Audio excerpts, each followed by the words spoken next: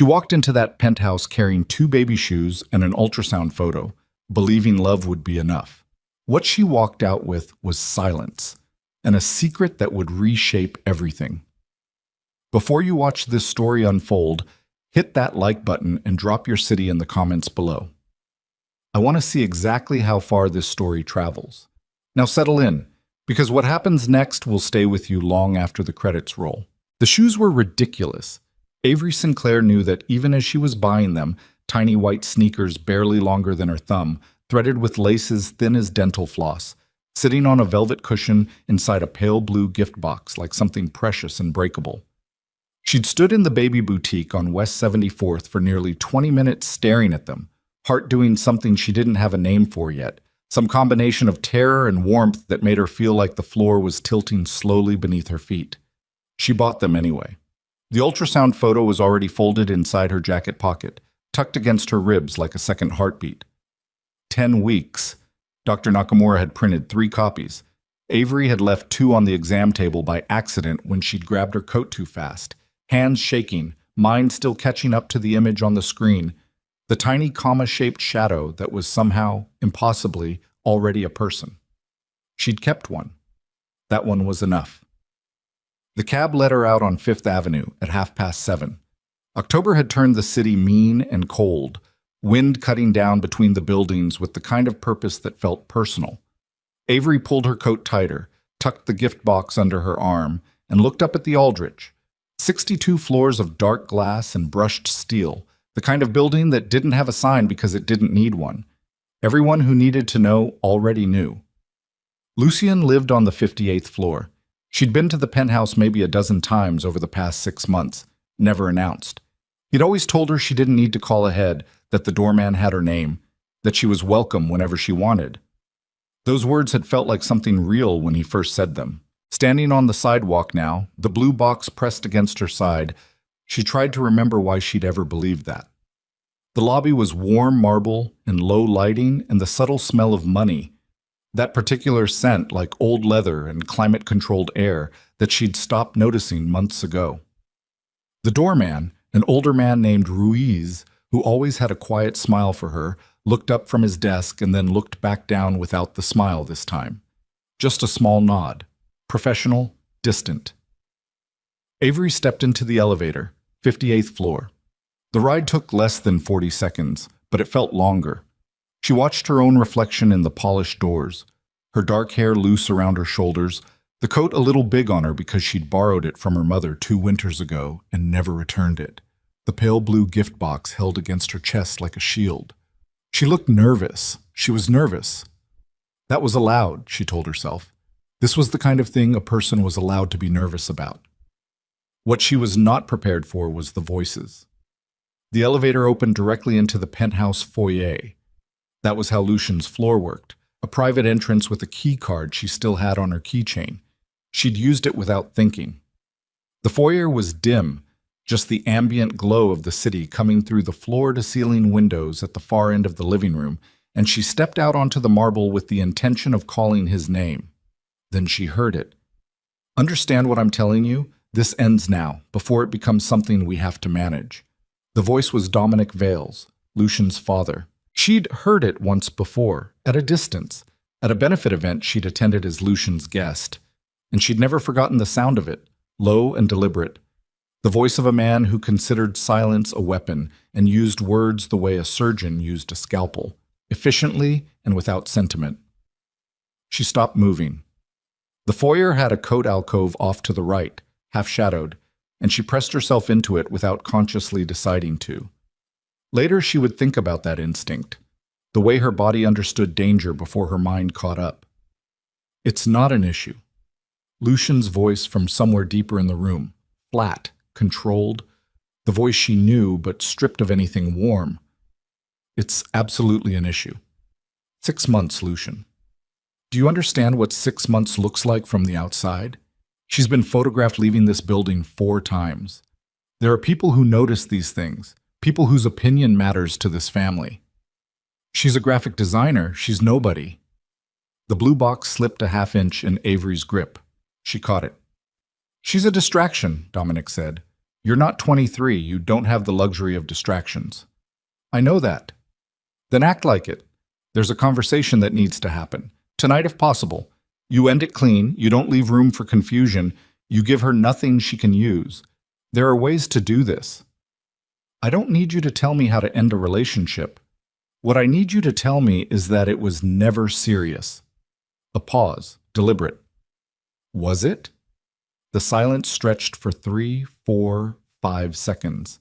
Avery counted them in her own pulse. No, Lucian said. It was never serious. She was something to do. It's been going on long enough. She stood very still in the coat alcove. The marble floor was cold even through her shoes.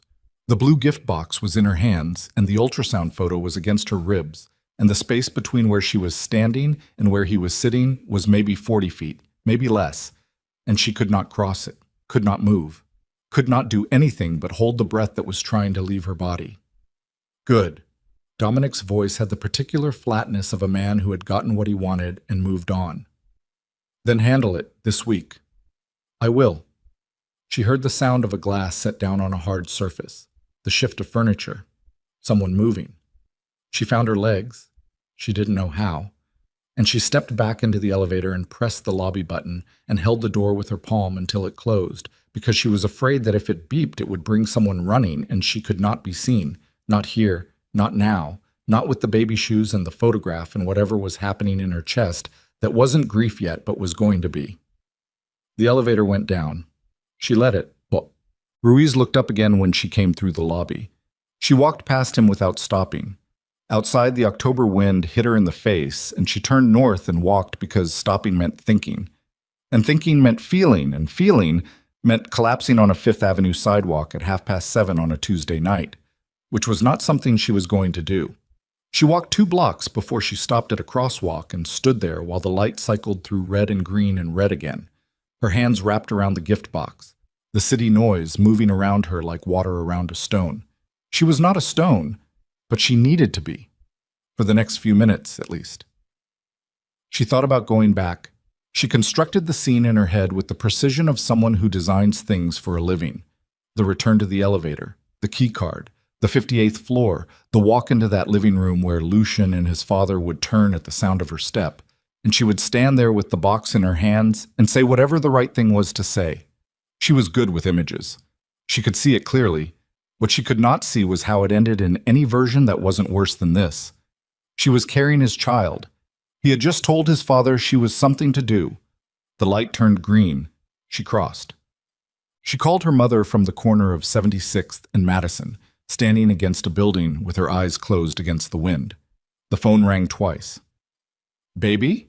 Carol Sinclair's voice was the same as it had always been. Unhurried, slightly raspy from the years she'd spent working in dry rooms full of industrial machines before she'd gotten the management position, permanently warm in a way that was specific and earned rather than performed. "You all right?" Avery opened her mouth. The word that came out was, "No." A short silence. Not worried silence. Her mother knew the difference between worry and listening, and she always listened first. "Tell me." "Not on the phone, Mom. I'm going to need to come home." "Atlanta." "Yeah." Another pause, shorter. "How soon?"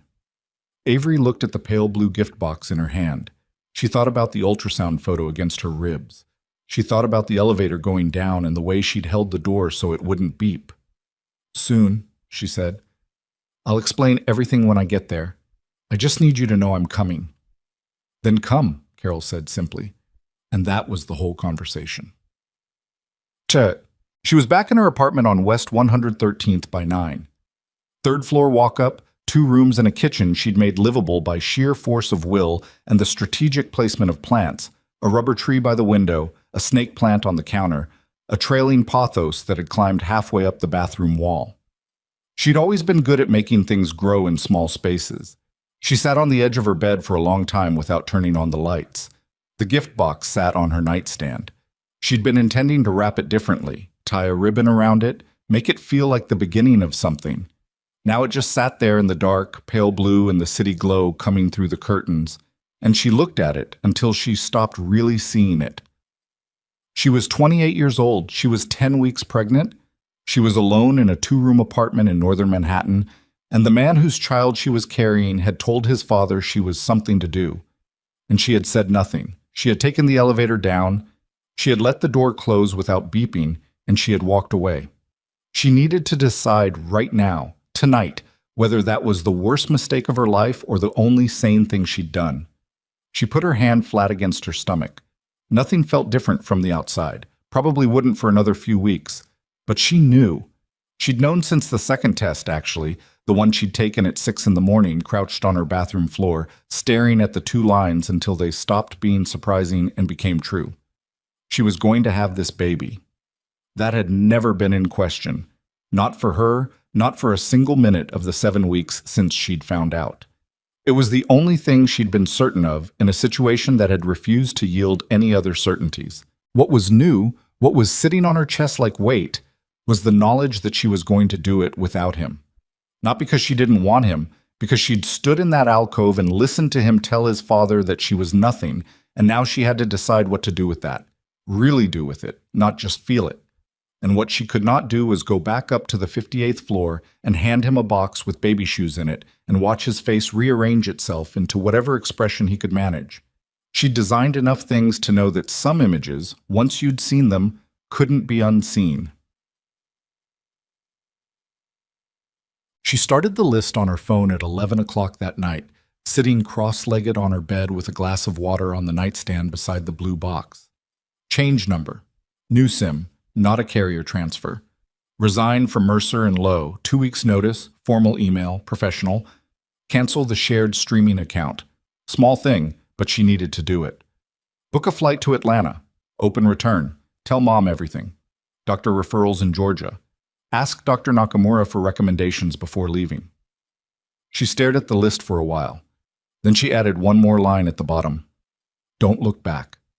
She didn't know yet if that was something she could keep, but she needed to write it. She needed to see it there.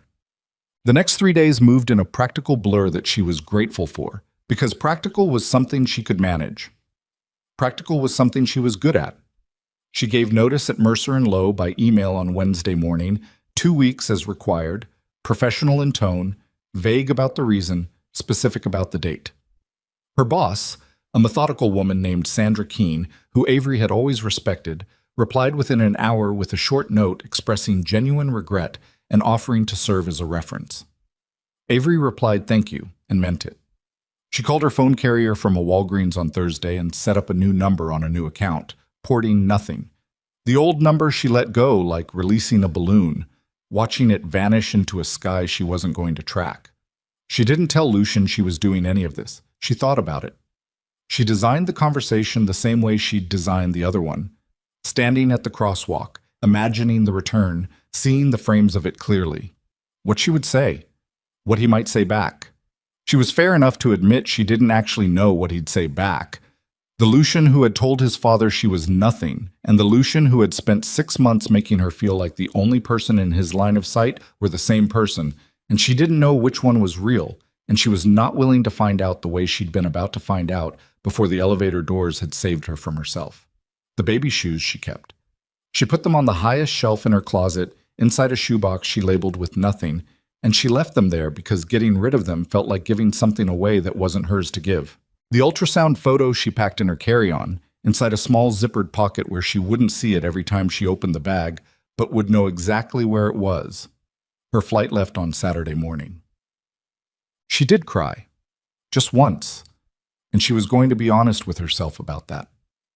Thursday night, sitting on the floor of her half-packed apartment with the rubber tree in the corner and the pothos on the wall and 2 open suitcases in front of her, she cried for about 12 minutes. Ugly, functional crying, the kind that didn't feel cathartic so much as necessary, the kind that meant her body had built up a pressure it needed to release. She let it happen. She didn't fight it. She didn't perform composure for an audience of 0. Then she wiped her face, got up, and finished packing. Mom. The car service came at 5:30 Saturday morning.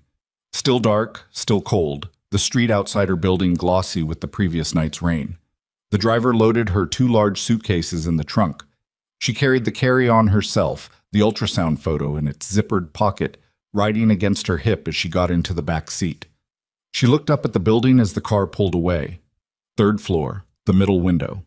She'd hung a string of small lights along the curtain rod last December because the apartment had felt dark, and she'd never taken them down, and they were still glowing faintly in the pre-dawn dark.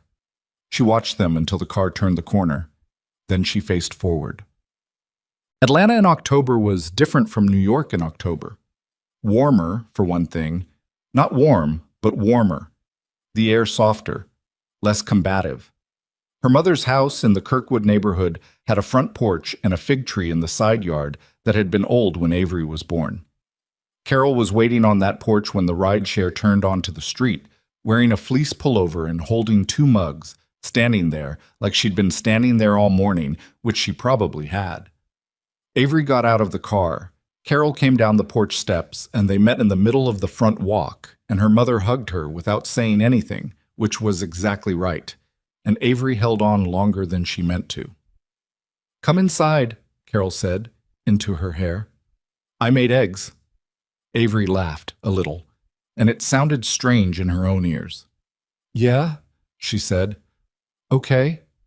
Inside was warm and familiar and smelled like coffee, and the particular waxy scent of the candles Carol had always burned, something called cedarwood evening that Avery associated with being 12 years old and sick in bed with her mother perched on the edge reading aloud.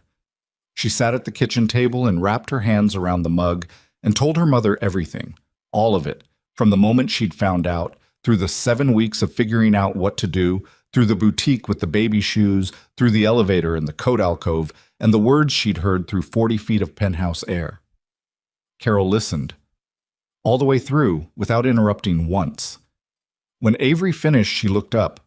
Her mother's face was careful, not angry, or not only angry, something more complex and more enduring than anger.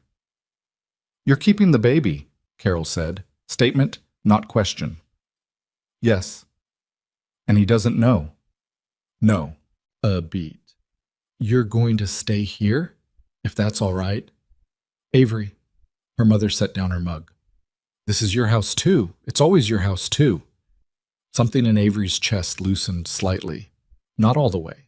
Not anything close to all the way, but slightly. "I don't know what comes next," she said. "You don't need to know everything tonight."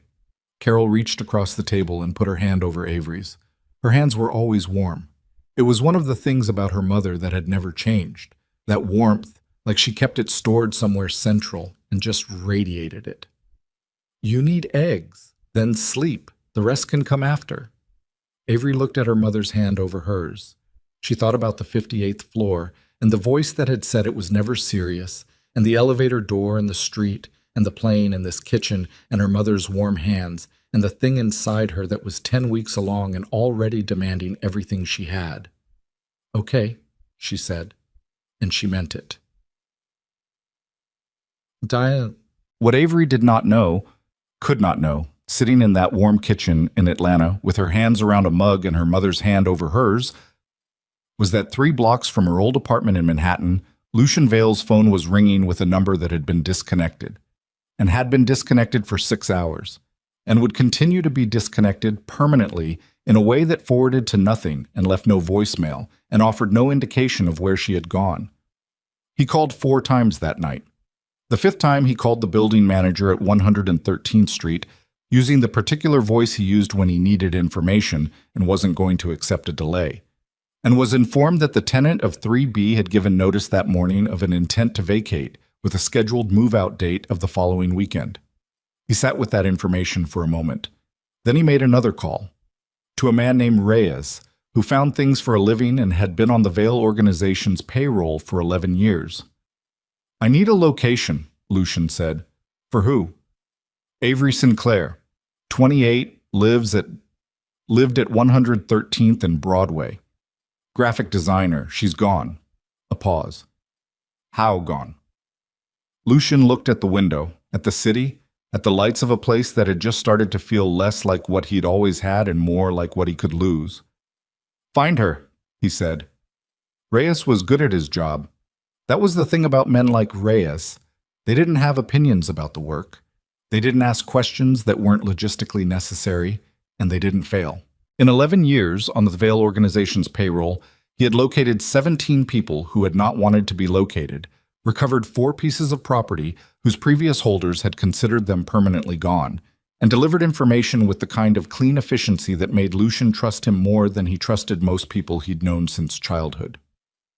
It took Reyes 4 days to find Avery. 4 days which was longer than usual, and which told Lucian something before Reyes said a word, told him that she had been deliberate about it, that the disappearance wasn't panic or impulse but plan, that she had thought it through and executed it with the kind of quiet precision that he recognized because he'd been trained to recognize it, and the fact that he recognized it in her did something to his chest that he didn't examine too closely. Reyes called on a Wednesday evening. Lucian was at his desk in the Vale building on Park Avenue, the kind of desk that was more statement than furniture, dark mahogany and entirely clear, because he kept nothing on it that wasn't necessary, and everything necessary was in his head. "Atlanta," Reyes said. "Address?" "Kirkwood neighborhood, her mother's house. She's been there since Saturday." Lucian said nothing for a moment. "She's not at a hotel," Reyes continued. "She's not with friends. She went straight home. Took 2 suitcases, carry-on, car, service to LaGuardia, first available flight. Paid cash for the cab from the Atlanta airport to the house." "She paid cash." "Yes." The details sat in the air between them. Avery Sinclair was a graphic designer who paid her rent by direct debit and bought coffee with her phone. She didn't pay cash for cab rides. You paid cash for cab rides when you didn't want a digital record of where you were going. "What else?" Lucian said. "New phone number, new carrier, the old line is dead." She submitted formal resignation from Mercer and Lowe on Wednesday morning. That's the day after she left your building. 2 weeks' notice, but she's not going back in. They've already boxed her desk. "She was at my building Tuesday night." "I know." "You know." The lobby camera at the Aldrich puts her coming in at 7:22, elevator to 58, back in the lobby at 7:31. 9 minutes. A pause. Just long enough. "She heard something, Mr. Vale." Lucian set down the pen he'd been holding without realizing it. "That's all I've got," Reyes said. "Thank you." He ended the call. He sat in the quiet of his office for a long time after that. The city moved outside the windows, 40 floors of it below him, that constant organized chaos that he'd grown up inside and learned to read like a language. He didn't see it right now. What he saw was the lobby camera timestamp, 7:22, 7:31. 9 minutes on the 58th floor, and she hadn't knocked, hadn't called his name, hadn't been announced by the elevator alarm because she had a keycard and the keycard was silent, and his father had been in the living room at 7:22 talking about her like she was a liability entry on a balance sheet, and she had heard it all, or enough of it, and she had come back down and walked out of the Aldrich, and gotten into the October wind, and he had not known she was there at all. He thought about Tuesday night, after his father left. After the conversation he was now unable to think about without something cold moving through him. He'd called her at 9, the first call that would have gone to the disconnected number, though he hadn't known it then. He'd assumed she was busy. He'd assumed she'd call back. She hadn't. He hadn't assumed anything was wrong until the 3rd call. By the 4th he was at the window. By the 5th, he was on the phone to the building manager at 113th Street, and there was no longer anything he could tell himself about assumptions. She hadn't run because she was scared of him. She'd run because of what she'd heard him say, which was something he'd said clearly and without hesitation in his father's presence, using his father's language, operating inside the logic of a world he'd spent 34 years learning to navigate without ever questioning whether the navigation itself was what was wrong. He could explain it to her. He could explain that the conversation was performance, that his father required a particular kind of answer, and he'd given it, that the word nothing was a strategic use of language in a strategic context and not a statement of fact. He could try that. He thought about the lobby camera, 7:22, 7:31. He thought about what 9 minutes in a coat alcove listening to that conversation would do to a person who had not been raised inside this world and its particular mathematics. He didn't try anything.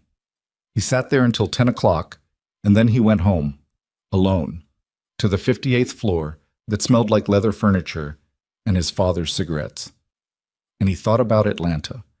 He waited a week. He wasn't sure why. Some combination of strategy and something he wouldn't call fear, but which behaved like fear, that particular hesitation before an action you can't undo. He used the week to know what he was walking into.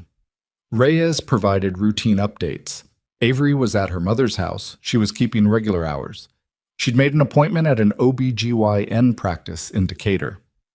That last piece of information landed differently from the rest. Lucien read it twice. Then he called Reyes back. The doctor's appointment. Obstetrics and gynecology. The practice is called Decatur Women's Health. Appointments Thursday at 11. How did you get that? A pause that said Reyes knew exactly what was being asked and wasn't going to answer it directly. Routine channels. Don't do that again, Lucien said. Medical information. Don't. Understood. He sat with it after he hung up. OB/GYN. Obstetrics. The word from the same root as the word obstacle. He'd learned that once, somewhere. Some context he no longer remembered. The word for standing before something. The specialty that dealt with pregnancy and birth, and the particular medicine of new life. She was pregnant. He sat at the mahogany desk and let that information reorganize everything around it, the way a single structural change reorganizes an entire load-bearing system. She had come to his building on a Tuesday night with 9 minutes of presence and no announcement, and she had come to tell him something, and he had told his father she was nothing, and she had heard it, and she had left, and she was pregnant, and she had not told him. He was in Atlanta by Friday morning. But he didn't call ahead. He knew what a call ahead would produce. She'd be gone by the time he got there, or she'd have her mother answer the door, or she'd have locked herself somewhere unreachable with a composure he already knew she was capable of. He'd seen that composure in 6 months of watching her work. She designed things from the inside out, built frameworks before she built aesthetics. And when something wasn't working, she didn't panic. She stepped back and looked at the structure and found what was wrong with it. She had looked at the structure of what they were and found what was wrong with it. He was what was wrong with it. He understood that. He rented a car at Hartsfield and drove to Kirkwood. The neighborhood was leafy and residential, older houses on generous lots, the kind of place that had been working class 40 years ago and had gone through enough cycles since to be comfortable without being precious about it. Carol Sinclair's house was a craftsman bungalow, green-gray with white trim, the fig tree off to the left of the front walk and a set of terracotta pots on the porch steps that still had summer flowers in them, stubborn and past their season. He sat in the rental car for a few minutes. Then he got out and walked up the front walk and knocked. Avery opened the door. She was wearing a gray sweatshirt and jeans, and her hair was pulled back, and she looked exactly like herself, which was somehow the thing he hadn't prepared for. He'd been braced for a version of her shaped by the past 10 days, diminished or hardened or somewhere in between. She was neither. She looked tired and she looked clear-eyed, and she looked at him the way you look at a problem you've already solved, but which has shown up again anyway. "No," she said. "I'm not here to argue." "No." "Avery, how do you even—" She stopped, breathed. He watched her make the decision not to ask because asking meant engaging, and engaging meant he had purchase, and she wasn't going to give him purchase. "You need to leave." "I need 5 minutes." "You don't get 5 minutes." "I know what you heard." Something shifted in her face. Not much. Just a small tightening around her eyes that told him he'd landed on the right thing and also the wrong thing at the same time. "Then you know there's nothing to talk about." "There's plenty to talk about." "There isn't." She put her hand on the door edge. "I'm not doing this. I'm not standing in my mother's doorway having this conversation. You need to go. You're pregnant." The silence that followed was the particular silence of something irreversible. She went very still. Her hand on the door didn't move. Her eyes didn't leave his face, and her face didn't change, but the stillness had a quality to it. Held, controlled. The kind of stillness that costs. "I don't know what you're talking about," she said. "You do. Get off this porch." "Avery, please. I said—" Her voice dropped. Not quieter. Lower. A different register. Something below volume. Something that meant she was done performing composure and was now simply at the edge of it. Get off this porch or I'm calling the police. I'm not joking. I'm not posturing. I will call them. He looked at her. He looked at the gray sweatshirt and the clear eyes and the hand on the doorway edge and the fig tree behind him and the city he'd flown 2 hours to stand in, and he said, I heard myself. That night. What I said to him. I know what it sounded like. It didn't sound like anything, she said. It was very clear. It was performance. You don't know how it works with him.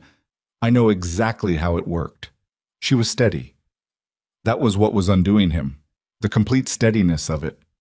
You told your father I was nothing because that's what you needed him to hear, and you needed him to hear it because some part of you meant it. Maybe not all of it.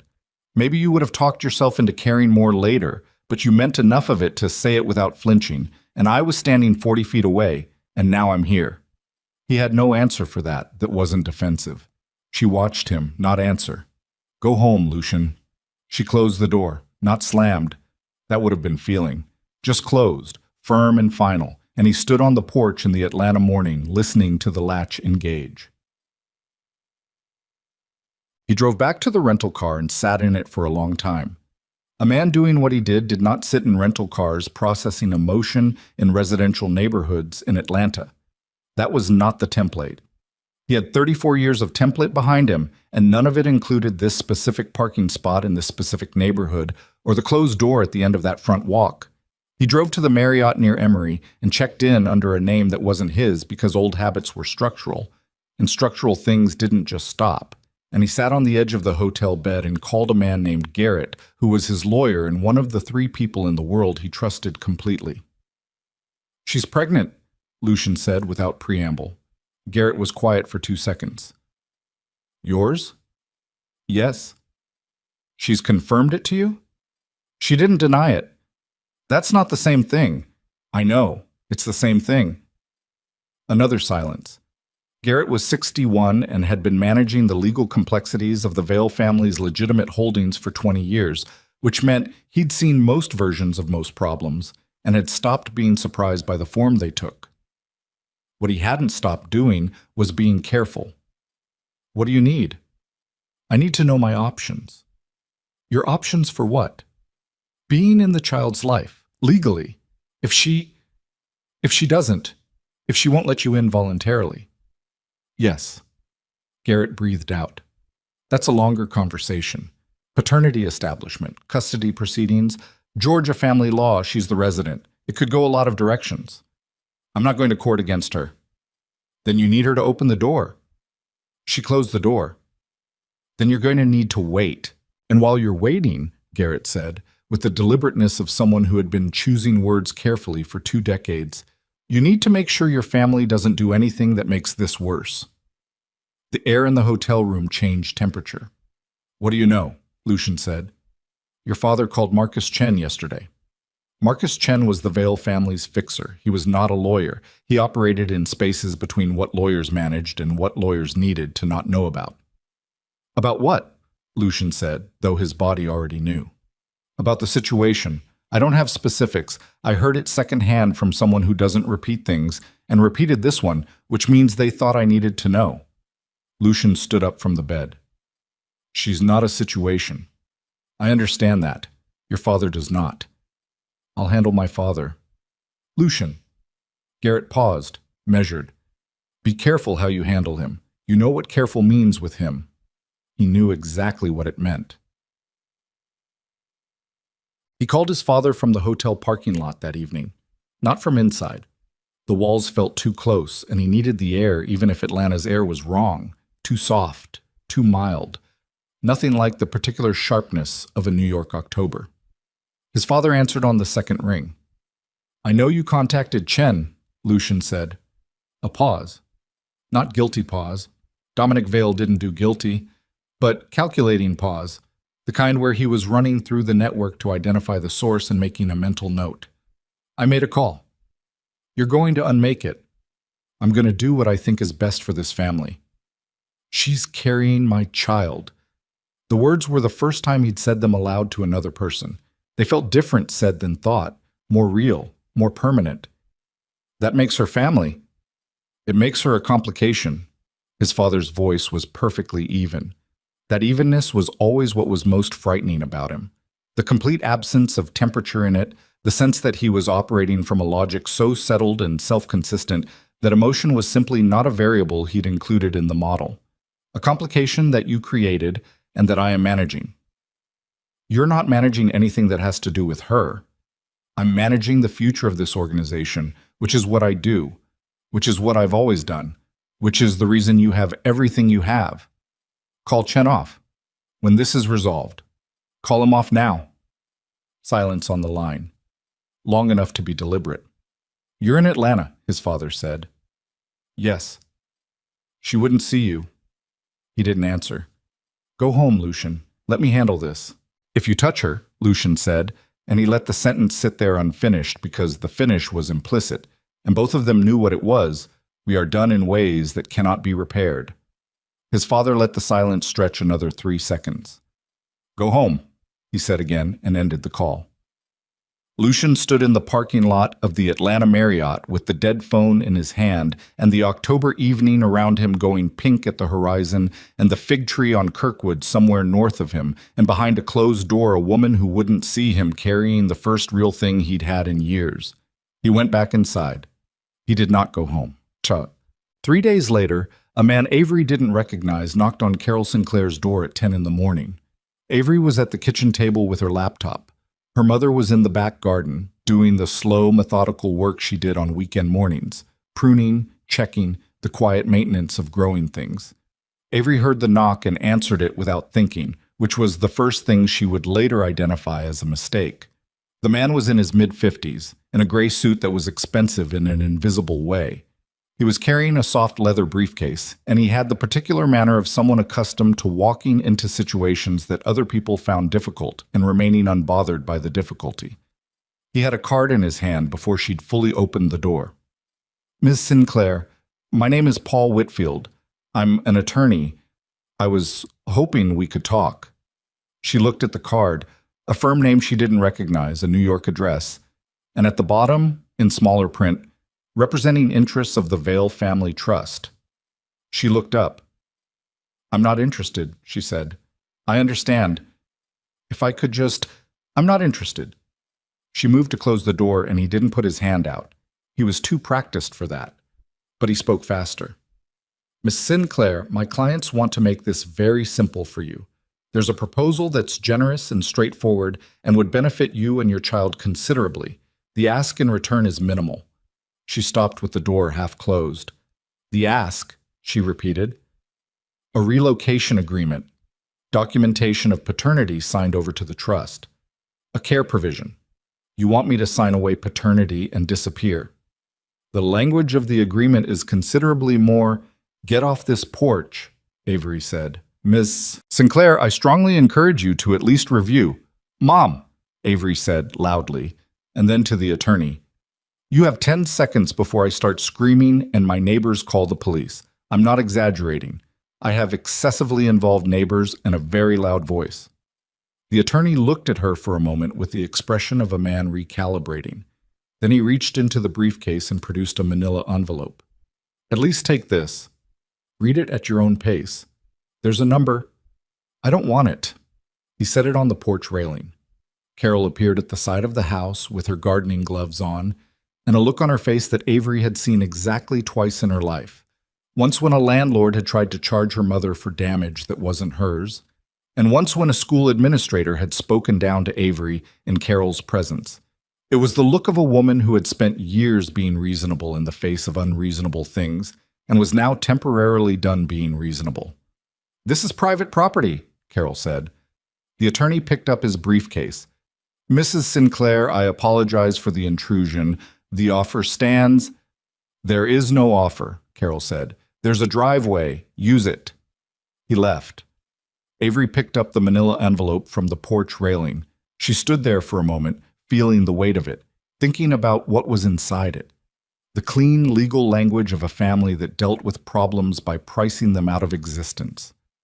Then she walked to the recycling bin beside the porch steps and dropped it in. Come inside, Carol said, behind her.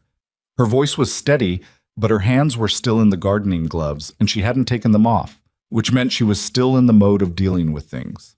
I'm going to make tea and you're going to tell me everything about Lucian Vale's family that you haven't told me yet. Avery looked at the recycling bin. She thought about the closed door she'd given Lucian, about the days of Atlanta quiet she'd been building around herself like insulation, about the appointment in Decatur that had confirmed 14 weeks and a heartbeat strong enough to hear on the monitor, a sound she'd been replaying in her head ever since because it was the most real thing she'd encountered in weeks. She thought about an attorney in a gray suit standing on her mother's porch with a manila envelope and language about relocation agreements. The Vale family wasn't done. She'd known that, somewhere below the level of admitted knowledge. She'd known it when she'd paid cash for the cab. She'd known it when she'd gotten a new phone number. She'd known it the way you know structural things, load-bearing things, the things you don't examine too closely because examining them means you have to deal with them. Yeah, she said to her mother. Okay. And she followed Carol inside, and the morning light came through the kitchen windows the same way it had when she was 12 and sick in bed, and her mother had made tea and read aloud. And some things were the same, and nothing was the same at all. And somewhere on the other side of all of this was a heartbeat she had heard on a Thursday morning in Decatur, and she was going to keep it safe if she had to rebuild the entire world around it to do it. She sat at the kitchen table, and Carol put the kettle on, and neither of them said anything for the first minute, which was right, which was what the moment needed. The gardening gloves came off and went on the counter, and Carol moved through the kitchen the way she always had, deliberate, unhurried, making order out of whatever was in front of her. Avery put both palms flat on the table. The Vale family, she started. It's not a normal family. What they do, what Lucian's father runs, you've probably seen organizations like it described a certain way, and that's accurate. That's what it is. Carol set 2 mugs on the table and sat down. I know what it is. Avery looked up. I looked him up, her mother said. The night you called me from New York. Before you said anything about him. I looked up Lucian Vale. Mom, you called me at 11 at night and said you were coming home. I'm your mother. I looked. She wrapped both hands around her mug. Tell me what I need to know that the internet didn't tell me. Avery breathed out through her nose. His father sent that attorney. It wasn't Lucian. Does that distinction matter? I don't know yet. Does Lucian know his father sent him? I don't know that either. Carol was quiet for a moment, watching her. What do you want, Avery? Not what you're afraid of, not what's practical. What do you want? The question sat between them, clean and unanswerable. What she wanted was a version of the past 6 months that hadn't ended in a coat alcove on the 58th floor. What she wanted was to unhear a sentence spoken in a room she was never supposed to be in. What she wanted was the heartbeat she'd heard in Decatur to have a life that was simple and uncontested and free from gray-suited attorneys appearing on porch railings with manila envelopes. None of those were options currently available. I want her to be safe, Avery said. Her hand moved without thinking to her stomach. That's the only want I have room for right now. Carol looked at the hand on Avery's stomach. Her expression did something complicated and then settled into the particular quiet of a woman who had made difficult choices herself and knew what they cost and was not going to assign that cost to her daughter. Then that's what we protect, she said. The kettle started to sound. Outside, a car Avery didn't recognize idled briefly at the end of the block and then moved on, unhurried, anonymous, the kind of car that didn't announce itself. Neither woman saw it. Neither woman knew that Paul Whitfield had made a call from his own car before he'd fully left the neighborhood, and that the call had gone not to a New York law office, but to a number with no registered name, and that the message he'd delivered was 4 words. She threw it away. The response had come back in under a minute. Understood. Escalate accordingly. The car that idled at the end of the block on Friday morning was back on Saturday. Avery saw it from the upstairs window at 7:15, before the neighborhood was fully awake, before Carol had come down to start coffee. A dark blue sedan, nondescript in the specific way that expensive, nondescript things were. The kind of car that didn't belong on a Kirkwood street on a Saturday morning, but which had been chosen precisely because it looked like it could. She stood at the curtain edge and watched it for 3 minutes. It didn't move. Nobody got out. At 7:19, it pulled away from the curb slowly, turned at the corner, and was gone. She went downstairs and called Lucian. She didn't have his number anymore. New phone, new carrier, none of the old contacts. But she remembered it. She told herself she didn't, the way you tell yourself useful lies. She remembered it the way she remembered the shape of his handwriting and the specific weight of his silences and the exact timbre of the voice she'd heard through 40 feet of penthouse air saying it was never serious. Memory wasn't selective about what it kept. He answered on the first ring. "There's a car," she said. "Blue sedan. It was here yesterday and it's here today. Your father sent an attorney on Friday morning. The attorney made a call before he left the block." A beat. 1 second, maybe less. "Where are you right now?" "In my mother's kitchen." "Stay there." His voice had changed, not harder, but focused, the kind of focus that meant he was already moving through a problem she couldn't see. "Don't open the door for anyone until I get there. I'm not asking you to come. I know." And he ended the call. She stood in the kitchen with the dead phone in her hand and the coffee maker just starting to cycle, and the morning light coming flat and pale through the window above the sink, and she thought about the 4 words she'd overheard at the end of part 2. Words she didn't know about, words that had traveled from a gray-suited attorney's phone to a numberless line and back, and felt the particular sensation of a situation tightening around her like something with deliberate intent. Carol came downstairs at 7:30. Avery told her about the car. She didn't tell her about the call she'd made. Lucian was on her porch by 9:45. She heard the car and looked out the front window before she opened the door, checking. A rental, dark gray, the same rental or one like it that she'd seen parked on the street days ago when she'd refused to look too long at it. He was in a dark jacket, no tie. The particular look of a man who had been up for hours but hadn't slept much the night before. His jaw had 2 days of growth on it. His eyes were doing the focused thing they did when he was running calculations she wasn't privy to. She opened the door before he knocked. He looked at her.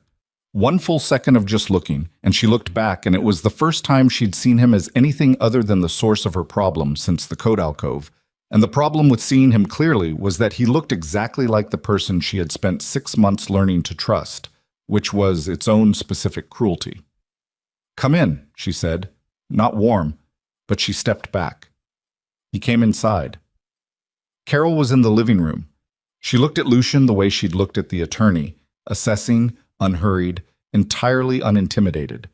Lucian met her eyes and said, "Mrs. Sinclair, I'm sorry for what was sent to your home." Carol said nothing for a moment. Then, "I'm going to make coffee," which in Carol's language meant I'm staying in the house and I'm not pretending you deserve privacy, but I'm going to give it to you temporarily. She went to the kitchen. Avery sat on the edge of the sofa. Lucien remained standing, which she understood. He wasn't going to make himself at home in a space where he wasn't trusted yet, and the fact that he understood that told her something she filed away without looking at directly. "The car," he said. "Dark blue sedan. It was there yesterday morning, around the same time Whitfield showed up, and this morning before 7. Did you get plates?" "Partial, Georgia registration, started with RVK. He pulled out his phone, typed something with his thumb. "I'm going to send that to someone. It'll take an hour." "Who are you sending it to?" "Someone who isn't connected to my family?" He looked up. "You called me." "I called you because there's a car outside my mother's house, and I don't know what it means." "It means my father escalated." "What does escalated mean?"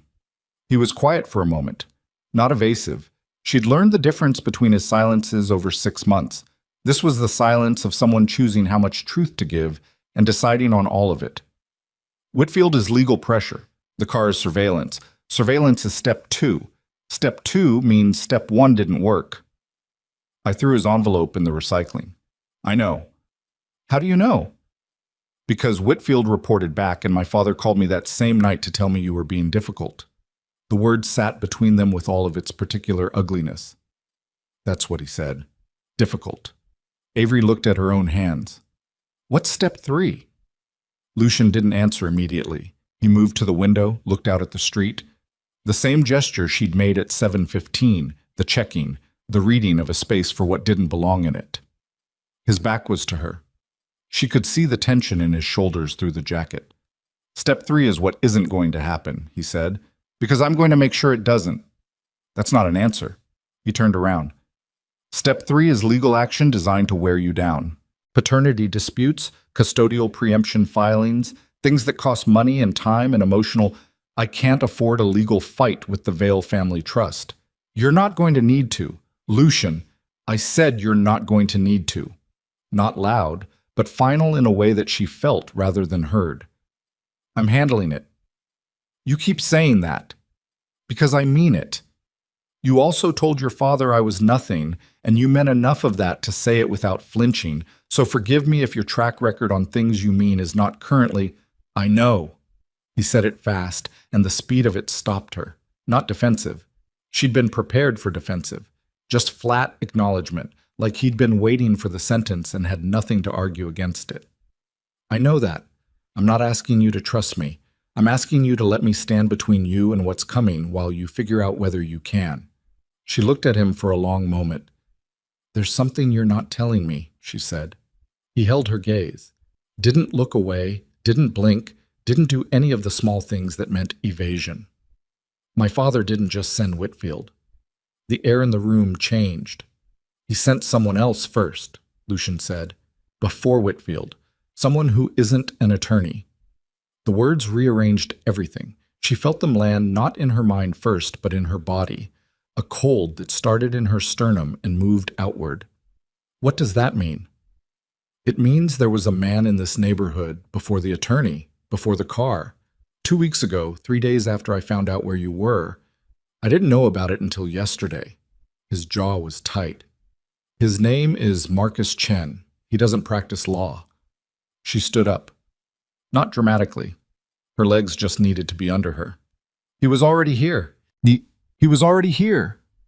And what was he supposed to assess? Lucian said. The word was careful. That's the language my father uses. Assess the situation, understand the variables, determine what it would take. To what? He didn't answer. To what, Lucian? To make the situation go away. The kitchen was very quiet. The coffee maker had finished its cycle, and Carol hadn't brought it in, which meant she was standing in the kitchen not bringing it in deliberately, giving them room for something she could feel the shape of through the wall.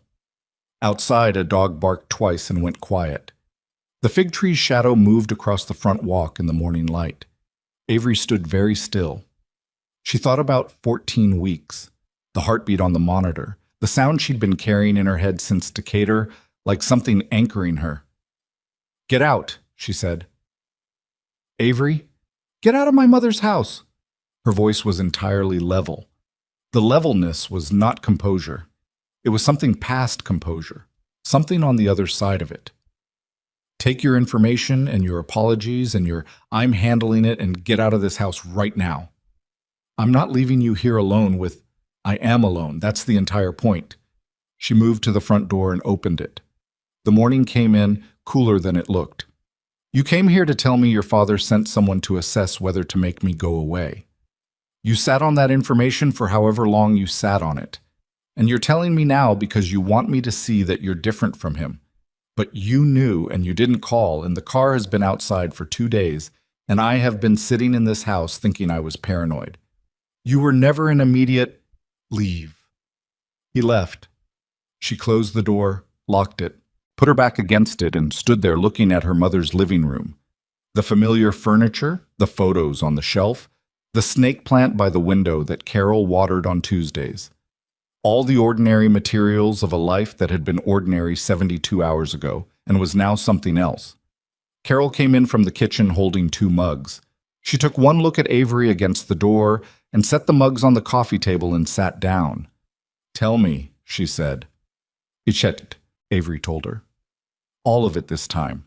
Not the edited version of the night before, the version that explained Lucian's family as powerful and difficult and legally aggressive. The whole version.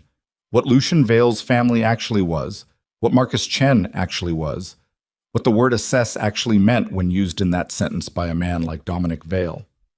Carol held her mug and listened without moving. When Avery finished, Carol set the mug down.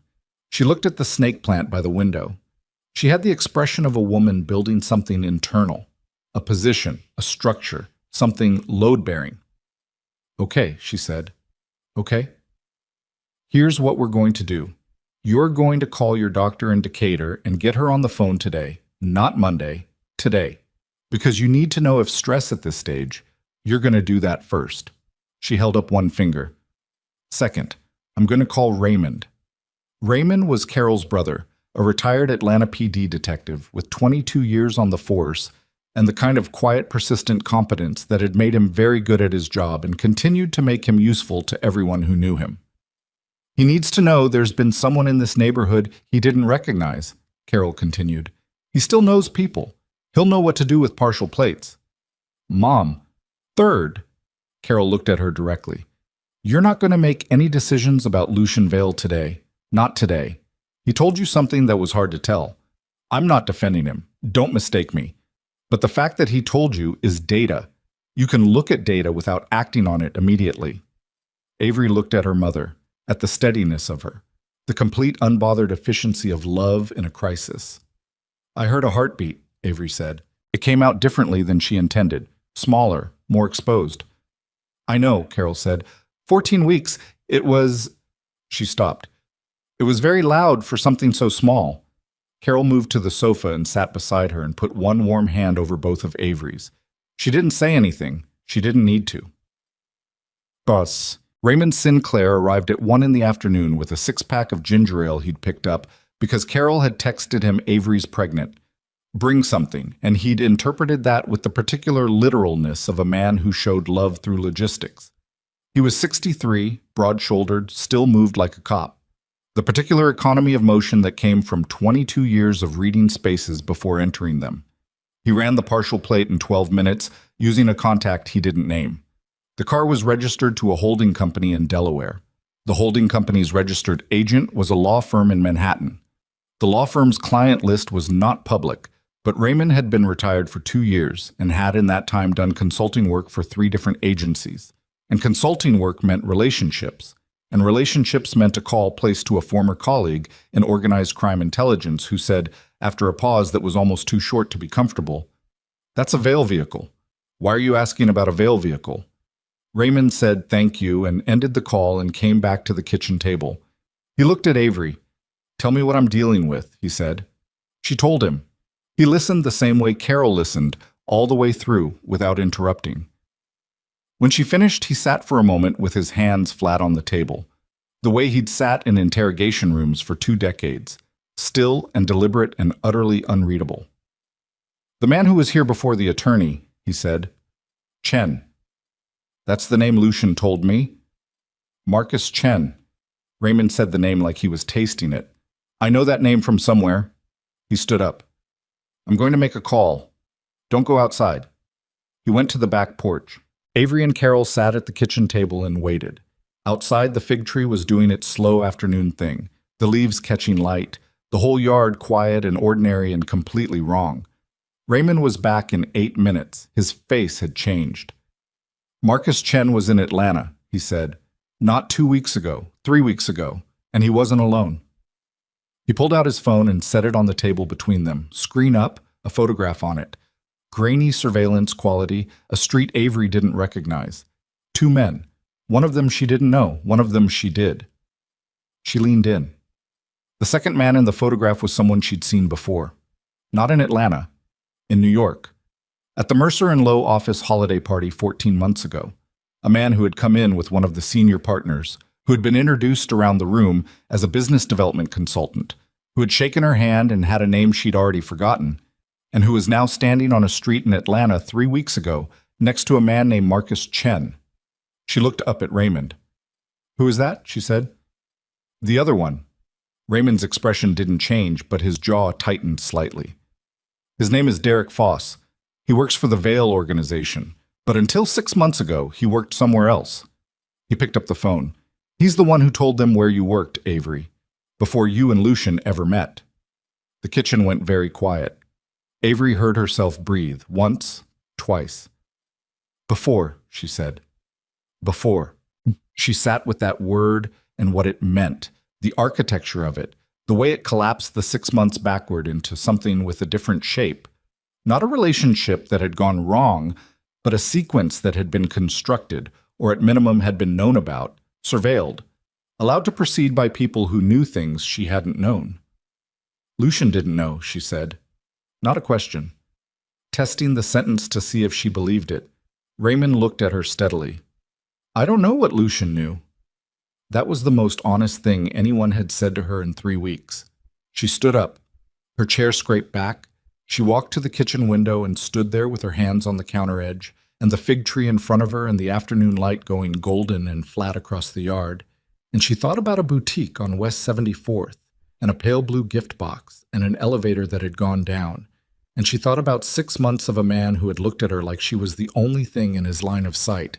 And she thought about what it meant if even one part of that had been constructed before she had any say in it. Her hands on the counter were shaking. She pressed them flat to stop it. She was 16 weeks in 3 days. The heartbeat was real. The small comma-shaped shadow on the monitor screen was real. Whatever had been built around her without her knowledge was real in a different way. In the way of things that change what came before them retroactively, that reach back and recolor everything you thought you understood. She needed to see Lucian, not to forgive him, not to collapse into him.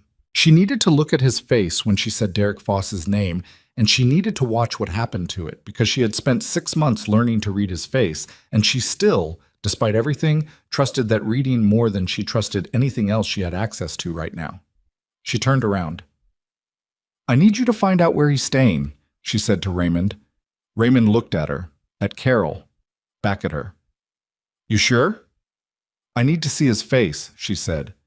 That's all, I just need to see his face. Raymond picked up his phone, and across the city, in a hotel room on the Emory side of Atlanta, Lucian Vale was standing at his own window looking out at a city that wasn't his, when his phone buzzed with a message from a number he didn't recognize. 3 words, no greeting, no name, that stopped him cold and made the room suddenly feel much smaller than its dimensions. The message said, "We need to talk." The second message came 4 seconds later. It said, I know about Derek Foss. Do you? He stared at both messages for a long time. His reflection stared back from the dark glass. Outside Atlanta moved in its unhurried way, indifferent to everything happening inside the room, and Lucian stood there holding the phone with both messages open on the screen and felt the particular sensation of a man who has spent his entire life controlling his environment, realizing that the environment had been controlled around him too, by someone with more patience and longer reach, and that the woman he had failed once and was trying not to fail again was 3 miles away and already knew something that he was only beginning to understand. He called the number back immediately. It rang 4 times. Then Avery's voice, flat and controlled. Don't call. Come here. She gave him the address. Not her mother's house. A coffee shop 2 blocks north, a place called Ironwood, with a green awning and outdoor seating she'd passed 3 times in the past week without going in. Public enough. Contained enough. A place where what happened between them would be bounded by ordinary noise and other people's indifference. He was there in 19 minutes. She was already inside, at a corner table with her back to the wall. The position Raymond had probably suggested without her realizing she'd absorbed it. A glass of water in front of her, untouched. Her hands around it anyway, needing something to hold. He sat down across from her. She put her phone on the table between them, Raymond's photograph on the screen. Derek Foss and Marcus Chen on an Atlanta street. 3 weeks ago. She watched his face. He looked at the photograph for 4 seconds. She counted. His expression moved through something she'd never seen on him before. Not guilt exactly, not surprise exactly, but the particular look of a man watching a floor he thought was solid revealed the drop beneath it. His jaw tightened. His eyes came up to hers. I didn't know, he said. She kept watching. Avery, I did not know. Derek Foss worked for your family before he worked at Mercer and Lowe. I know that now. Did your father arrange it, us meeting? The question sat on the table between them like something with weight. He held her gaze without flinching, and she gave him credit for that even now, even here. I don't know, he said. And I need you to understand that I don't know is not the same as no. She breathed out through her nose, slow, controlled. That might be the most honest thing you've ever said to me. He said nothing. If he arranged it, she said, then everything I thought I chose, I didn't choose. You chose, Lucian said. His voice was low and certain in a way that cut through the noise of the coffee shop around them. Whatever my father did or didn't arrange, what happened between us was real. I know what was real. You also knew what to say to your father. Yes. He didn't look away. And I'm done knowing what to say to him. She looked at him for a long moment, at the exhaustion in his face, the 2 days of growth, the focused stillness of a man who had run out of positions to retreat to. Your father is not going to stop, she said. No. So what happens now? Lucian put both hands flat on the table. Now I go have a conversation with my father that changes everything, for both of us. There's no version of it that doesn't cost me everything I've built inside that family. She held his gaze. Then you should know what you're paying for.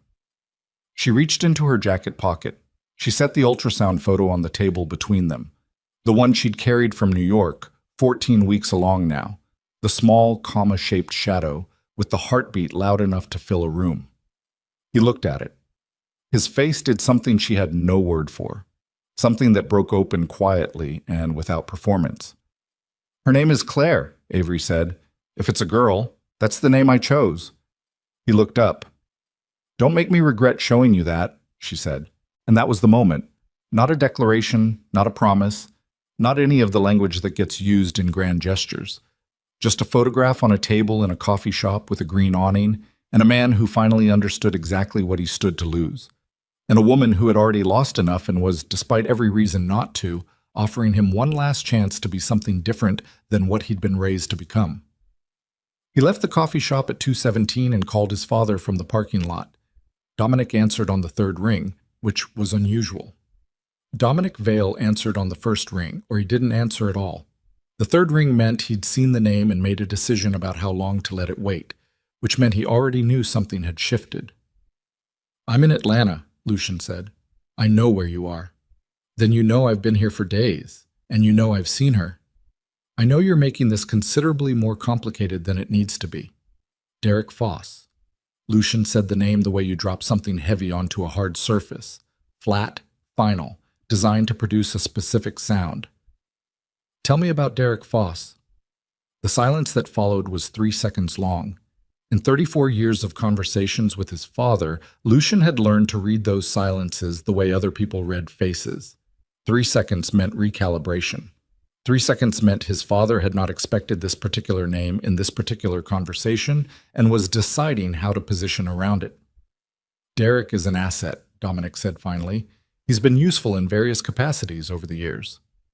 He was at Mercer and Lowe. Yes. Before I met Avery. Yes. Did you put him there?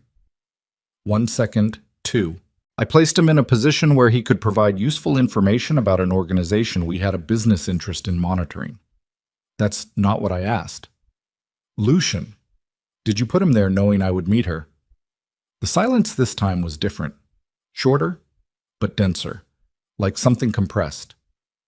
I identified a situation that I thought might benefit from some management, early management. The parking lot was very bright.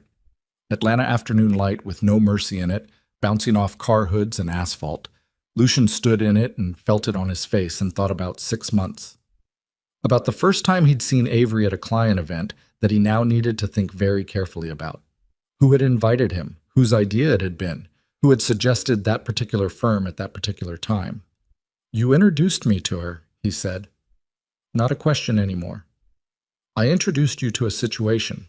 What you did with it, you introduced me to a woman and let me spend 6 months believing I'd found her myself, and then you told me to end it.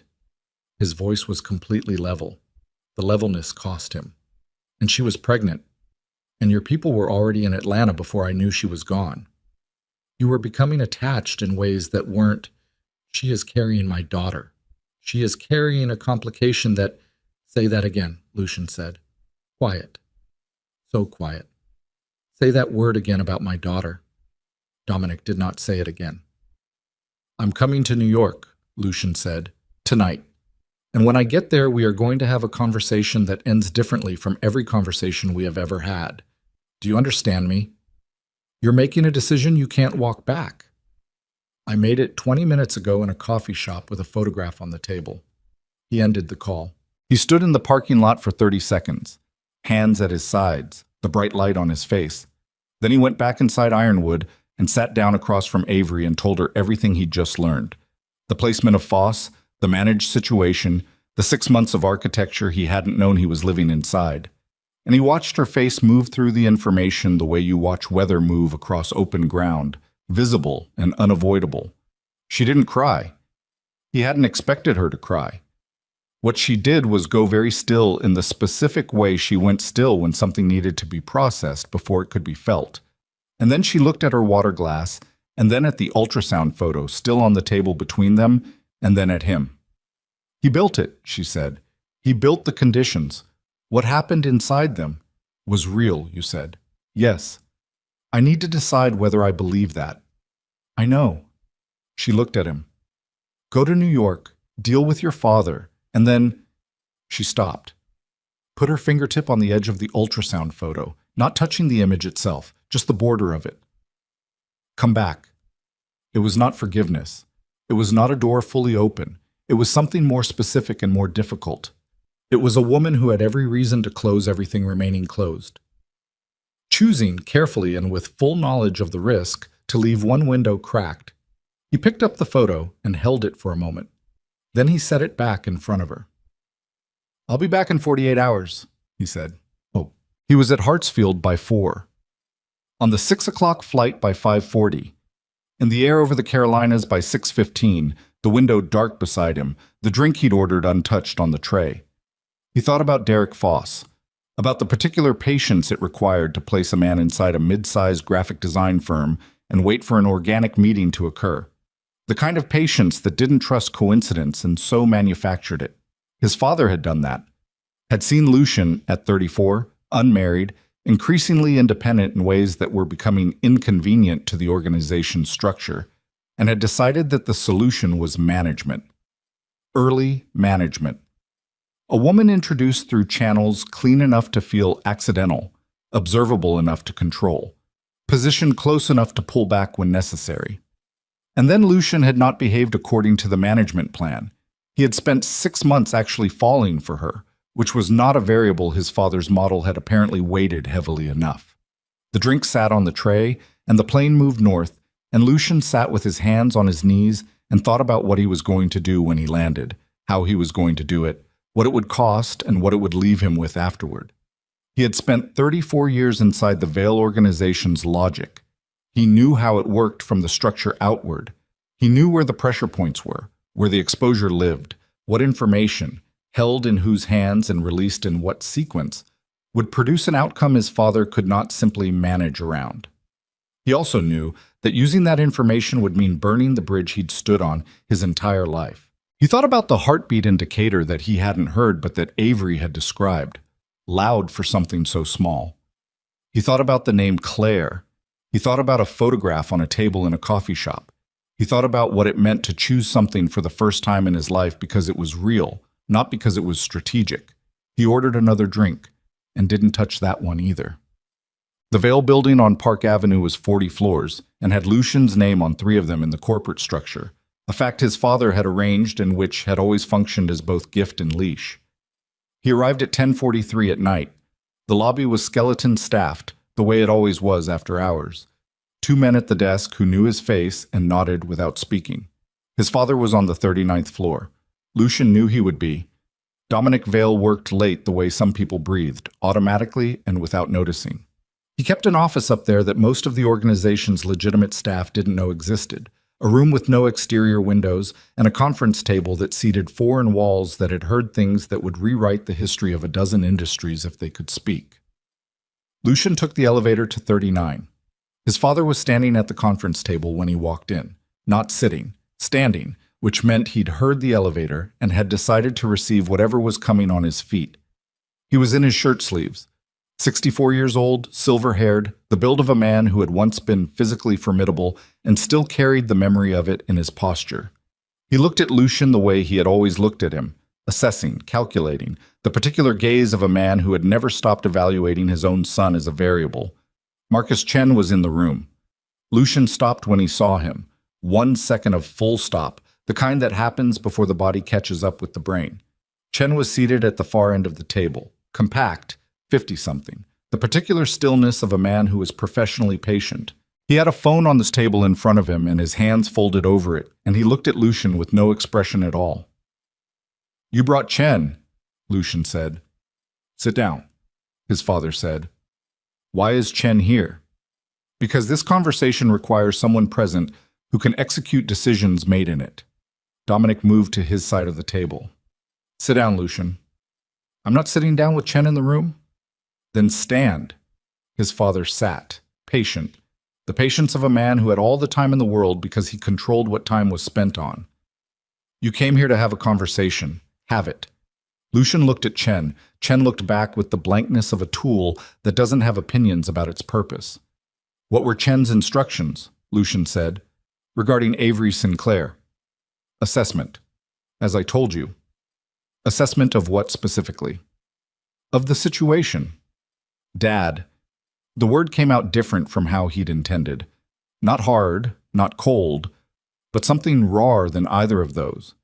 Something he hadn't used with his father in years. "What were the instructions?" Dominic held his gaze. "To determine whether the situation could be resolved quietly, before it became public, before it created the kind of exposure that this organization cannot afford, and that your involvement with this woman was rapidly moving toward." "Resolved quietly." "Yes." "And what did quietly mean in this context?" The room was very still, the kind of still that exists in spaces designed for conversations that aren't supposed to leave them. Chen hadn't moved. His hands were still folded. His phone was still on the table in front of him. "It meant an outcome that protected the family," Dominic said. Lucian felt something go cold in him. Not new cold, not surprise cold, but the cold of a confirmation of something he'd suspected and had needed to hear said plainly in order to act on it. He'd needed his father to say it in this room with Chen present. He'd needed the words to be in the air, specific and real. "I'm going to tell you something now," Lucian said, "and I need you to understand that I'm not posturing and I'm not negotiating." Dominic waited. "I have documentation. 11 years of it. Garrett has been building a file for—" He paused, let the pause do its work, watched his father's eyes change by a fraction of a degree. "Longer than you know. Financial records, communication logs, property transfers, the arrangements with the Renata Group in 19, the Severin matter in 21, all of it organized, sourced, and held in escrow with instructions for release that activate if but them anything happens to Avery Sinclair. If she misses a doctor's appointment, if her mother's house has a gas leak, if she gets into a car accident on the way to Decatur." His voice was completely level. "Do you understand what I'm telling you?" Dominic Vale looked at his son. For the first time in Lucian's memory, his father's face showed something unmanaged, something that moved beneath the surface of the calculation like a fault line shifting. It was there for less than 2 seconds, and then it was gone. "You wouldn't," Dominic said. "I'm not threatening. I'm informing." Lucian put both hands on the table and leaned forward slightly, not aggressive, just close enough that the distance was personal. "Every legal action against her ends tonight. The surveillance vehicles leave Atlanta tonight. Chen does not go within 500 miles of Georgia for the rest of his life. And you call Whitfield and tell him the engagement is terminated. And if I don't, then Garrett makes a call in the morning and you spend the next 8 years trying to manage an exposure that cannot be managed." He straightened. "This isn't a negotiation. There are no counteroffers. You either do what I've told you or the file goes out." Chen shifted in his seat, a small movement, the first he'd made, but Lucian caught it and looked at him directly. "Whatever you're thinking," Lucian said to him, "think about the fact that I called Garrett from the plane 2 hours ago. He knows I'm in this room. He has instructions." Chen unfolded his hands and put them flat on the table. He looked at Dominic. Dominic looked at his son. 34 years of a specific kind of power had shaped Dominic Vale's face into something that rarely showed the internal machinery. But the machinery was running now. Lucian could see it. The rapid processing, the inventory of options, the assessment of the information's credibility and scope, and what it would take to neutralize it, and whether neutralization was still possible, and what the cost of each branch was. It ran for a long time, maybe 15 seconds. In a room that quiet, 15 seconds was a significant span of weather. The file, Dominic said, Garrett built it. Garrett built it. When did you ask him to? 8 months ago. Lucian held his father's gaze. When I started to understand that where I was going might eventually require me to have a door I could walk out of. Something moved across his father's face. Not admiration. Dominic Vale did not do admiration, even for moves he respected, but recognition. The particular look of a man who had taught his son a specific set of skills and was now encountering those skills deployed against him, which was a thing he had perhaps theoretically anticipated and had not adequately weighted. 8 months ago, Dominic repeated, before I knew about Foss, before I knew any of it. Lucian straightened fully. I just knew that I was 34 years old and I'd spent all of them inside your architecture, and I wanted to know what it felt like to have a door. The room breathed. Chen sat motionless. Dominic Vale looked at his son for a long, specific moment. The look of a man taking an inventory of something he thought he owned and discovering the inventory was wrong. And then he said very quietly, "Call Whitfield." It was directed at Chen. Chen picked up his phone. Lucian stood at the table and watched and breathed and felt his own heartbeat in his palms and the back of his throat and behind his eyes. The physical experience of a 34-year structure coming down around him, not collapsing. He was still standing, but coming down.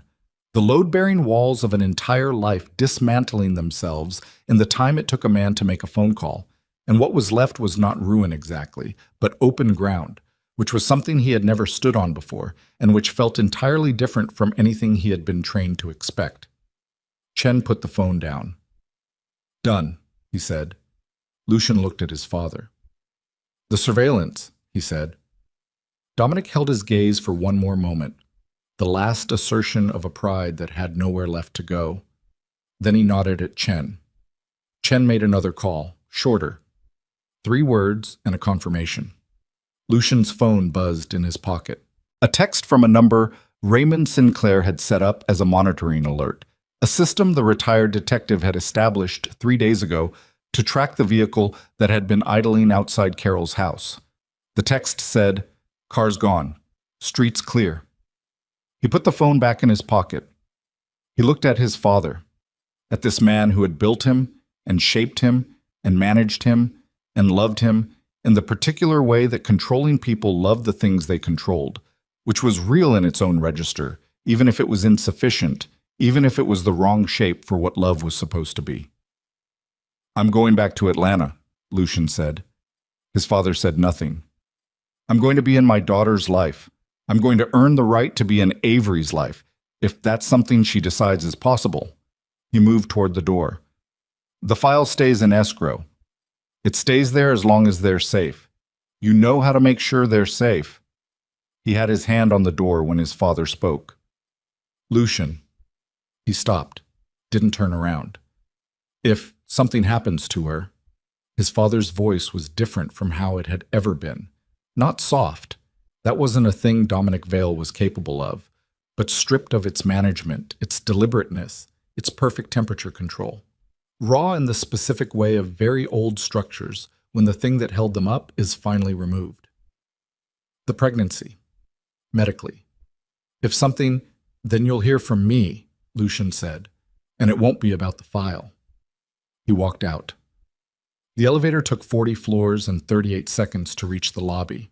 Lucian stood in it and looked at his own reflection in the polished doors, the same way he'd looked at it on a Tuesday night in October that now felt like it belonged to a previous version of his life. And the man looking back at him from the metal had the same face but a different weight behind it, the specific weight of someone who has paid a price they'd decided in advance was worth paying, and was now on the other side of the payment discovering that worth and easy were not the same thing, and that the difference between them was exactly what made the choice mean something. His phone rang as he crossed the lobby. Atlanta area code. Not Avery's number. She hadn't given him her new number. Not yet. That wasn't where they were. Raymond's number. Which meant something had happened because Raymond Sinclair did not make social calls at 11:40 at night. He answered before the second ring finished. "Where are you, Bet?" Raymond said. "New York, lobby of the Vale building. What happened?" "Avery's at Piedmont, Atlanta. They brought her in about an hour ago." Raymond's voice had the controlled flatness of a man delivering information he needed the recipient to receive without panicking, which meant the information required effort not to panic about. "Bleeding. The OB on call thinks it's placental. They're running tests. She's stable right now, but stable right now is doing a lot of work in that sentence." Lucian was already moving toward the door. "How is she?" "Scared. Holding it together. You know how she holds things together." "I know." "Carol's with her. I'm in the waiting area." A pause. "I'm telling you because she asked me to. She didn't want to ask me to, but she did." He pushed through the lobby doors into the Park Avenue night, cold air hitting him full in the face, already pulling up flights on his phone with his other hand. "I'm getting on the first thing out. There's a red-eye at 1:15 from JFK. I'll be on it." "Lucian?" Raymond paused again, longer this time. The pause of a man deciding how much to say and deciding on enough. "She asked for you. Remember that when she can't say it again." The call ended. He stood on Park Avenue for exactly 4 seconds. The city moved around him. Cabs, late pedestrians, the indifferent machinery of a place that did not pause for personal reckonings. He looked up at the Vale building one time. 40 floors of dark glass and everything he'd just walked away from, lit against a sky that had no interest in the weight of the moment. He didn't look long. The cab to JFK took 22 minutes. He spent them with his hand flat on his knee and his eyes forward and his mind on a hospital room in Atlanta where a woman who had every reason not to was holding herself together the way she always held herself together, from the inside out, framework first, the way she built everything, and who had, despite all of it, asked Raymond to call. He was through security by 12:40, at the gate by 12:50. On the plane with his seatbelt buckled and the Atlanta runway waiting at the other end of 2 hours of dark and distance when his phone lit up one final time before he switched it to airplane mode. A text from a number he didn't have saved. But he knew the Atlanta area code. He knew the rhythm of how she wrote. Spare, no punctuation she didn't need. It said, "The heartbeat is still strong. They let me hear it again." And then 4 seconds later, one more message. He landed at Hartsfield at 3:47 in the morning. The airport was the particular version of itself that only existed between 2 and 5 a.m. Skeleton crews, the cleaning machines moving in slow arcs across the concourse floors, the departure board cycling through information for flights that were hours away. Lucian moved through it fast, carry-on over one shoulder, phone already out, a cab arranged before he cleared the terminal doors. Raymond had texted at 2:18, stable, tests back. Partial placental abruption, mild grade. They're monitoring overnight, no surgery, baby's heartbeat consistent. He'd read it at 30,000 feet when the pilot announced they were beginning descent and he'd turned airplane mode off. He'd read it 3 times. The words mild grade and no surgery and heartbeat consistent had done something to the tension in his chest. Not released it, not entirely, but shifted it from acute to bearable, which was its own kind of mercy. The cab got him to Piedmont, Atlanta by 4:20. Raymond was in the waiting area exactly where he'd said he'd be. A chair against the wall, a paper cup of coffee on the armrest that had probably been there long enough to be cold, his big hands loose in his lap. He looked up when Lucian came through the door and did the quick assessment that 22 years of police work had made automatic. And whatever he found in Lucian's face apparently satisfied some minimum threshold because he stood up without the particular wariness he'd carried in every previous interaction. "She's sleeping," Raymond said. "Carol's in the room. They said she can have one more visitor if it's quiet." "How is she really?" Raymond looked at him straight. "Scared in a way she won't say out loud. The doctor said the abruption is minor and manageable with rest and monitoring for the next few weeks. And Avery heard all of that and processed it and said the right things. And then Carol told me she cried for about 4 minutes after the doctor left and then stopped and asked for water." He paused. That's how she is. Lucian knew exactly how she was. He'd spent 6 months learning the architecture of how she held things, where she put the weight, how long she could hold it, what it looked like when she'd held it long enough. "Room," he said, "312. Tell them Raymond sent you." He took the stairs. The hallway on the third floor was the specific quiet of a hospital at 4 in the morning.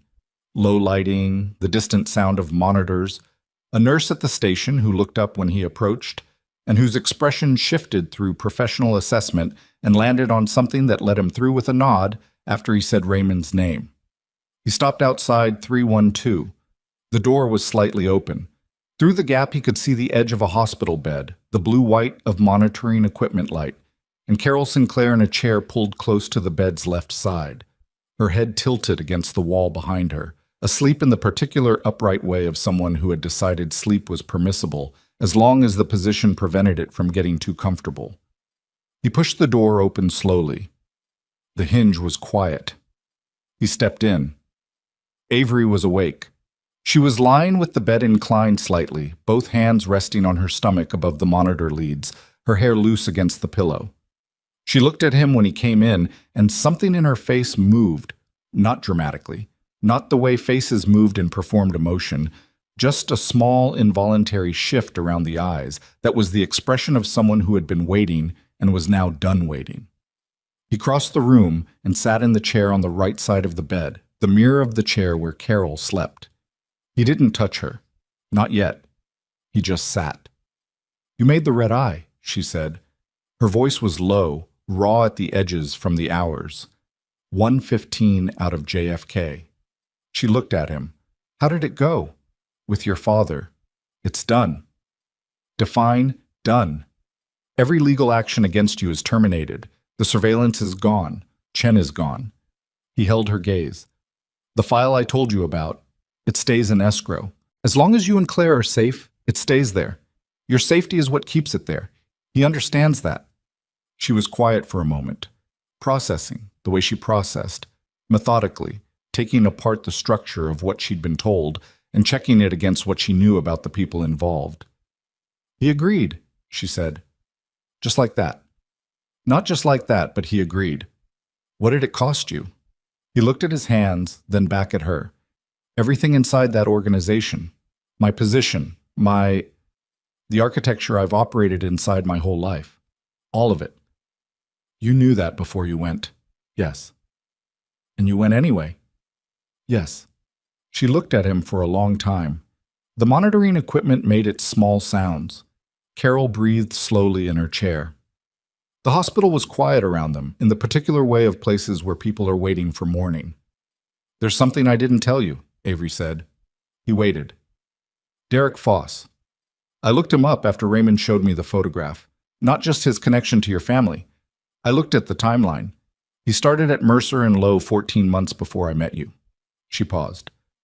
"But I met you at the Hargrove Group event, the one Sandra Keene brought me to because their design team wanted to discuss a potential contract." "I know. Your father arranged the Hargrove Group event.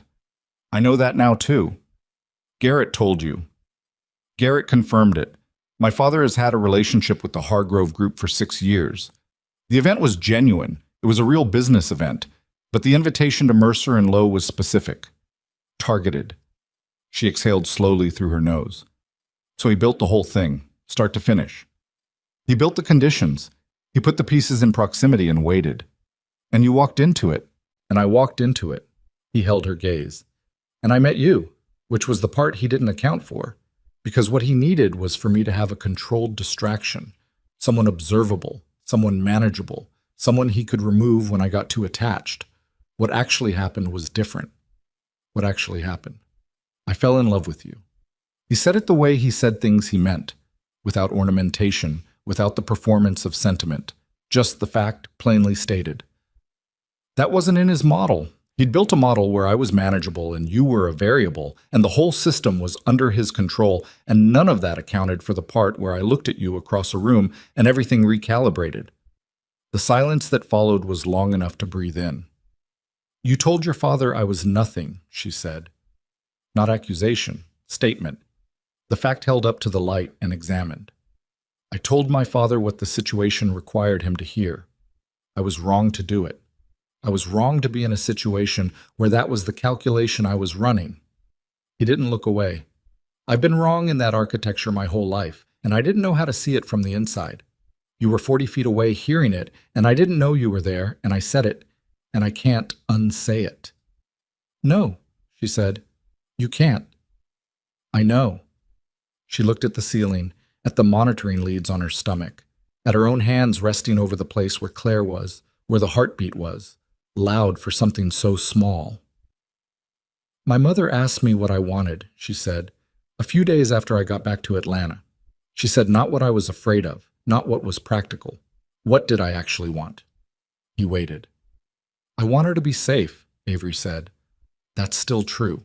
That's still the first thing. She lowered her eyes from the ceiling to him.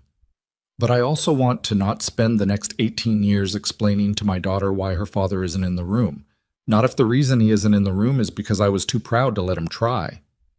I'm going to try, he said. I'm not asking you to believe that yet. I'm asking you to let me show you what it looks like. That's all I'm offering, she said. For now, that's the whole offer. It's enough. She held his gaze for one more moment, and then she did something he hadn't expected.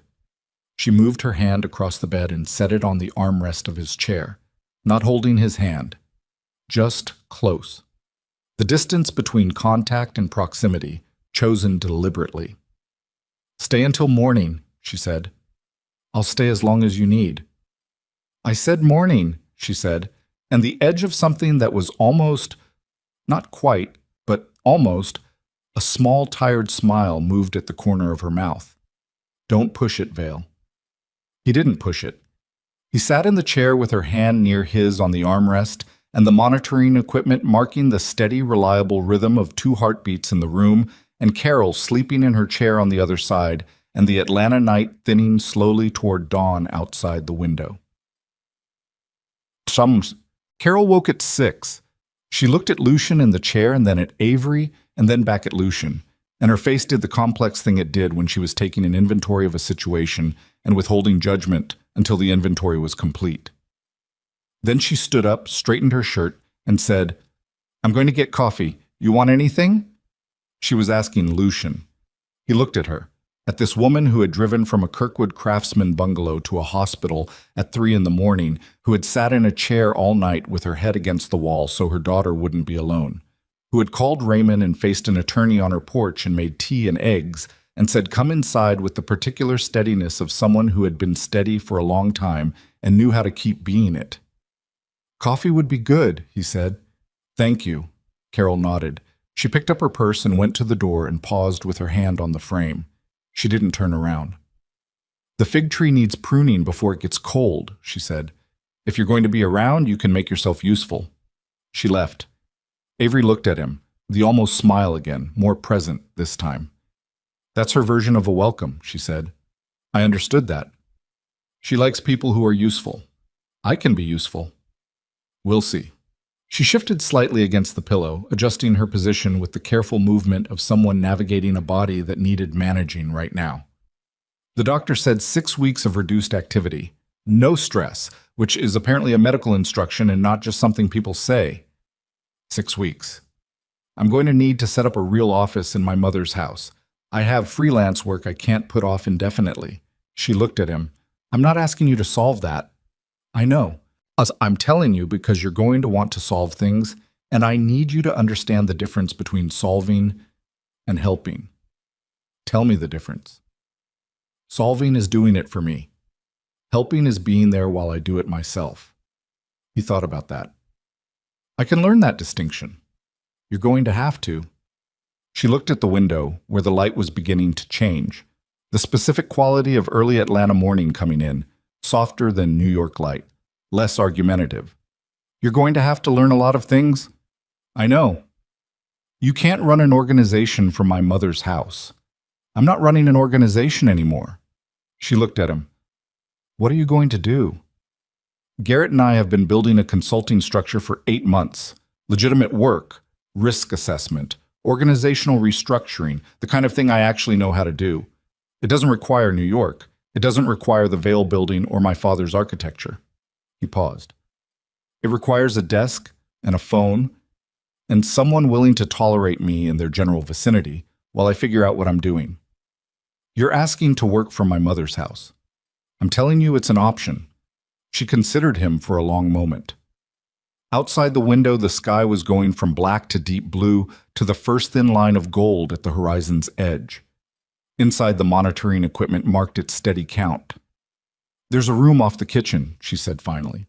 Mom uses it for storage. It has a window. That's enough. It's full of boxes. I'll move the boxes. That would be useful, she said. And this time the smile was real. Small, tired, complicated, and entirely real. The first one he'd seen from her that wasn't shaded by the everything else. And it hit him in the chest with a force that was disproportionate to its size.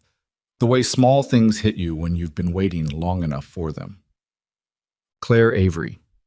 Sinclair was born on a Tuesday in January at 6:12 in the morning in the same Piedmont, Atlanta hospital where her mother had spent a frightening night 4 weeks earlier listening to her own heartbeat and waiting for dawn.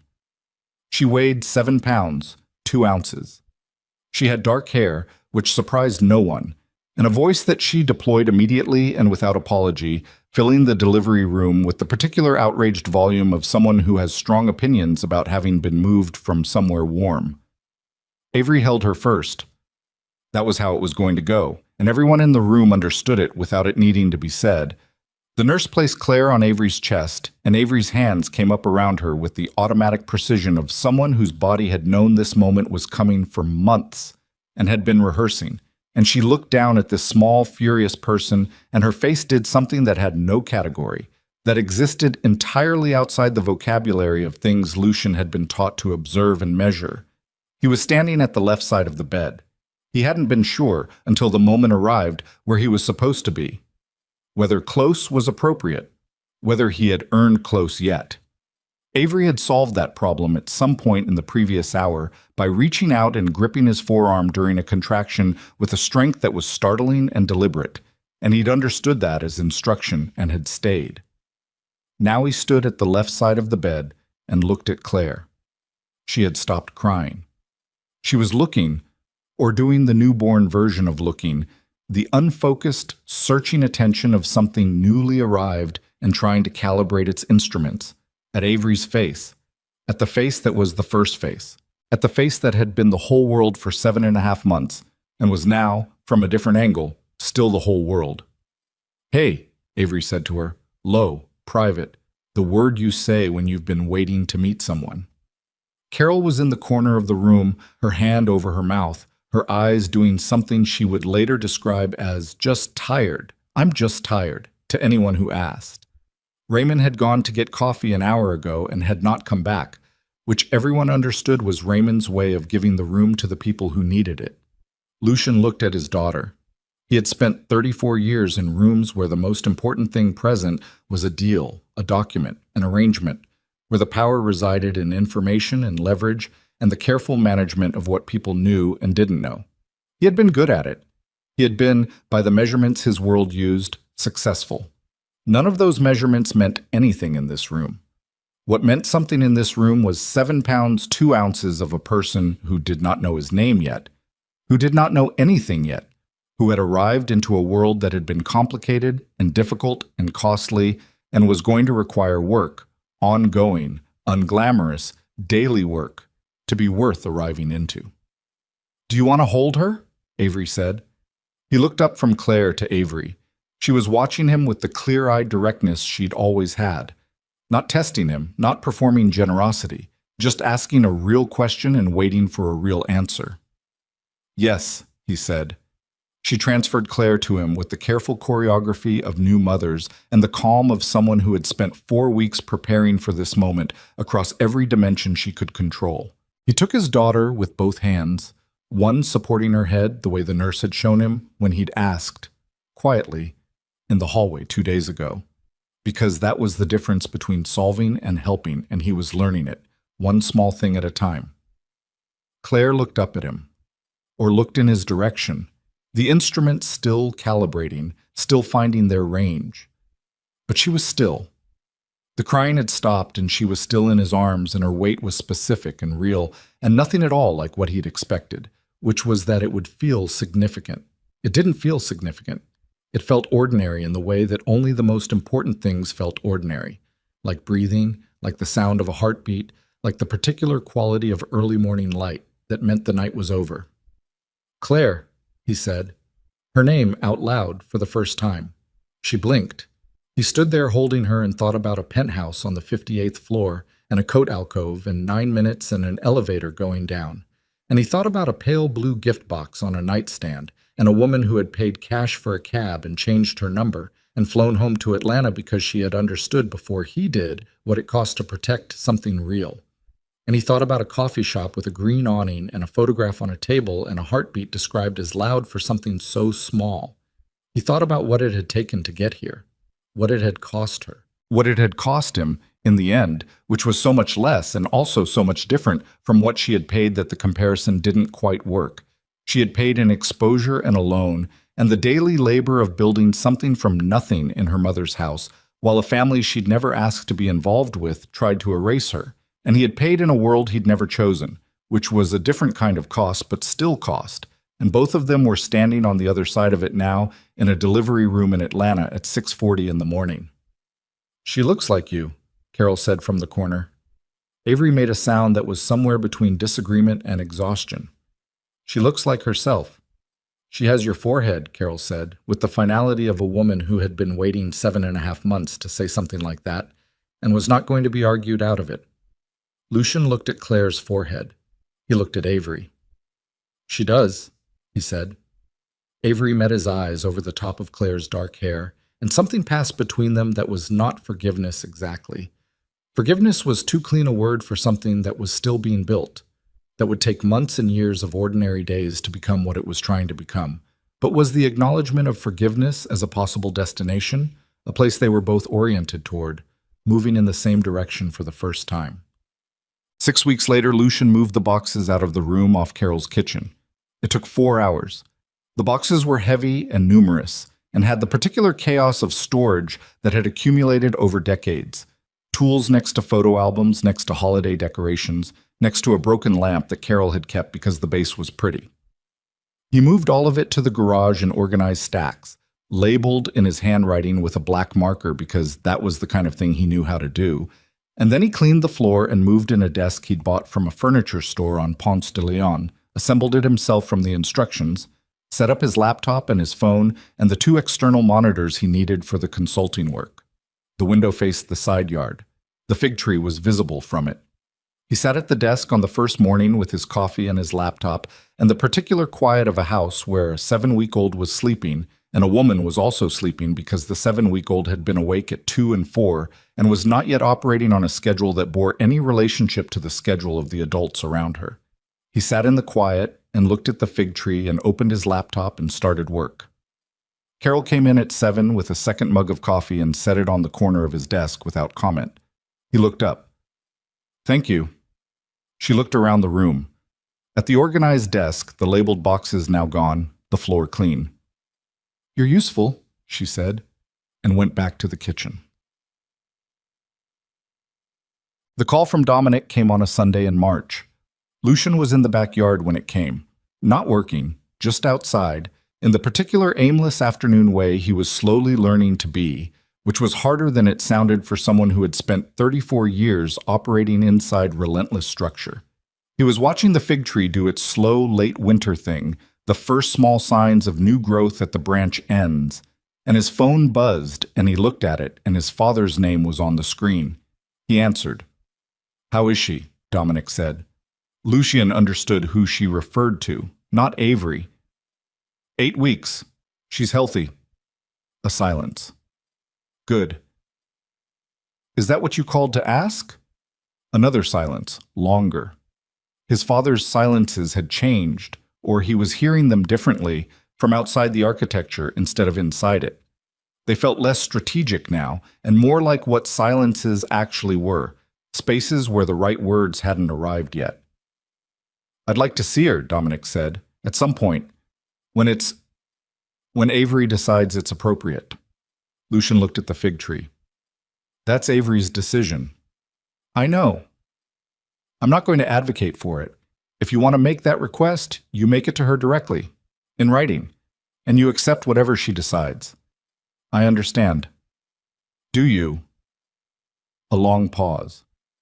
I made decisions, Dominic said, that I believed were correct. I believe that less now. It was the closest his father had ever come to anything like that sentence. Lucian didn't dress it up into more than it was. It wasn't an apology, it wasn't accountability. It was a man in his mid-60s who had built an empire and lost his son's presence in it, and was, in the particular language available to him, acknowledging that the loss was related to the building. Write to her, Lucian said. A letter, paper, not email. And give her time. All right. Don't send Whitfield. Something that might, in another register, have been the ghost of dark amusement moved through his father's voice. No, I won't send Whitfield. The call ended. Lucian stood in the yard for a while after. The afternoon was mild, the way Atlanta March was mild. Not warm yet, but no longer cold. The air holding something provisional and tentative that was the season's way of saying maybe. The fig tree moved slightly in whatever was passing through the yard that didn't quite qualify as wind. Behind him, the back door opened and Avery came out, Claire against her chest in the carrier she'd started using last week, both of them blinking in the afternoon light.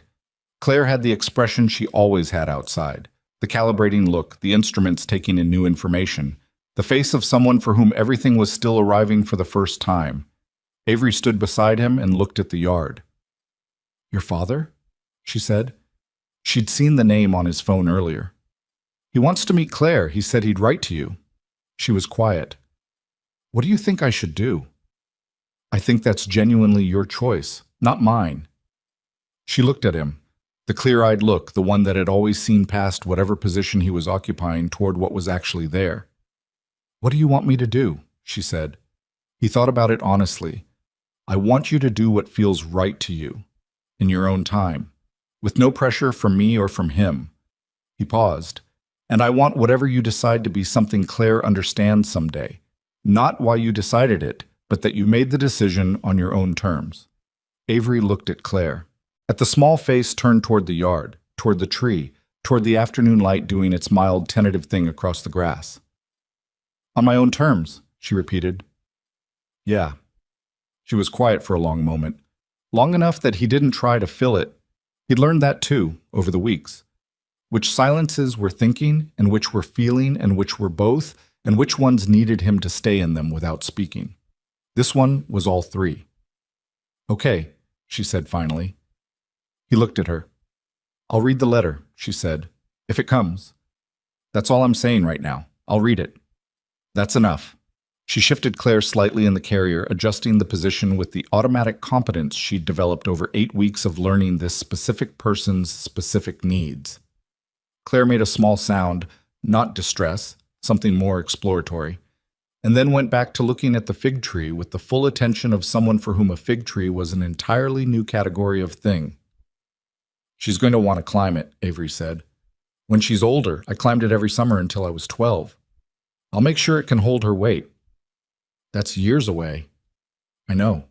He looked at the tree. I'll make sure anyway. Avery looked at him with the expression that had been developing over the weeks, the one that wasn't quite the smile from the coffee shop and wasn't quite what came before it, but was something built out of both, something that belonged to this version of them, to the Atlanta house and the room off the kitchen and the fig tree and the ordinary daily work of two people trying to build something real on ground that had cost them both to reach. She didn't say anything. She didn't need to. The afternoon light went gold across the yard, the way Atlanta light went gold in the late hours, slower and more generous than New York light, less urgent, willing to stay. The three of them stood in it, Avery, Claire, Lucian, in the side yard of a craftsman bungalow in Kirkwood, not because it was grand or triumphant or the ending that anyone had planned, but because it was what remained when everything that couldn't last had finally, at real cost, fallen away. Claire turned her face toward the light.